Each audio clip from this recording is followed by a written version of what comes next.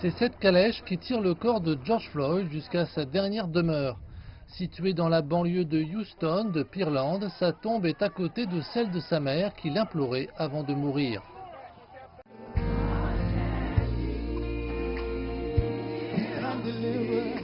L'enterrement a suivi une longue cérémonie de 4 heures.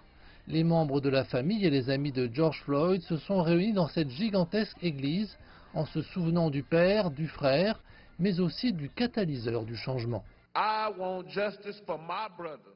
Je veux que justice soit rendue pour mon frère, mon grand frère. Tout le monde se souviendra de lui dans le monde entier. Il va changer le monde. Quelques 500 personnes ont assisté aux funérailles de George Floyd. Près de la moitié étaient des célébrités et des personnalités publiques, dont le militant des droits civiques, le révérend Al Sharpton, qui a prononcé l'éloge funèbre.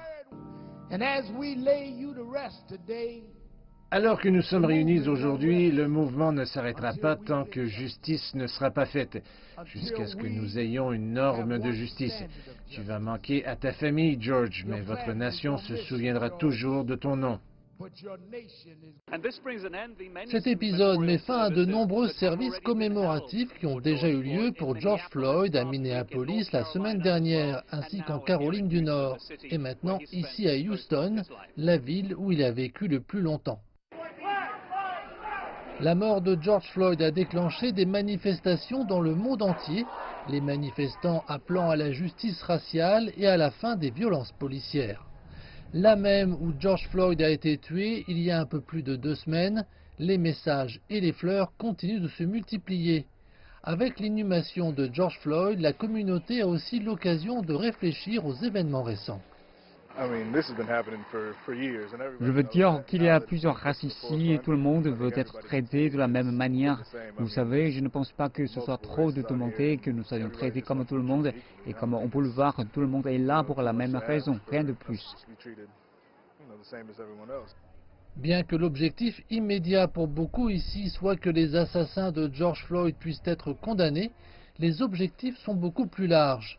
Les propositions de réforme ont évolué vers le financement de la police et la dépense d'une partie des fonds sur d'autres organisations sociales qui peuvent mieux aider les citoyens de Minneapolis.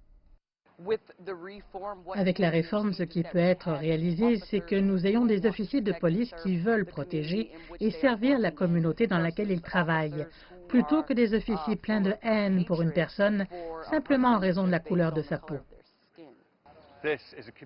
Cette communauté demeure sous le choc suite à une chaîne d'événements dramatiques qui a commencé ici. Mais nombreux sont ceux qui espèrent qu'un réel changement positif à long terme pourra avoir lieu.